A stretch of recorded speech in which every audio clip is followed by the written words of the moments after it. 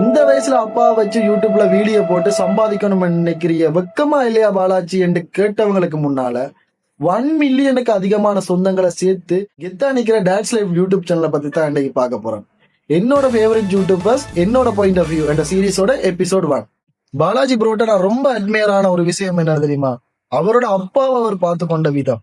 நாம எல்லாருக்குமே ஒரு நம்பிக்கை இருக்கும், இன்னைக்கு நான் சக்சஸ் ஆகல, ஏதோ ஒரு நாள்ல நானும் சக்சஸ் ஆகும். அப்படி சக்சஸ் ஆகல எங்கட அப்பாவையும் எப்படி ஹாப்பியா வச்சிருக்கணும்ன்றத டான்ஸ் லைஃப் யூடியூப் சேனல்ல இருந்து தான் நான் கத்துக்கொண்டேன். பாலாஜி அட்மையரான அடுத்த விஷயம் ஃப்ரெண்ட்ஸ்.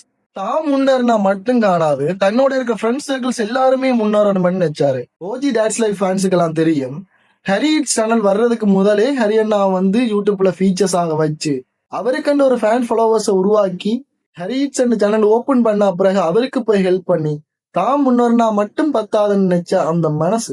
இது ஹரிட்ஸ் யூடியூப் சேனல்ல மட்டுமல்ல, சுதனட்டி இப்ப கடைசியா கோவில் 3GB சேனல் வரைக்கும் தான் முன்னேறினா மட்டும் பத்தாது, தன்னோட ஃப்ரெண்ட்ஸையும் முன்னேற்றணும் யோசிக்கிறாரு. இதுல இருந்து நான் எடுத்துக்கொண்ட விஷயம் என்ன தெரியுமா? நாங்க முன்னேறதோட சேர்ந்து நம்மளோட ஃப்ரெண்ட் சர்க்கிள்ஸையும் முன்னேற வைக்கிறது தான் உண்மையான கெத்துன்றது.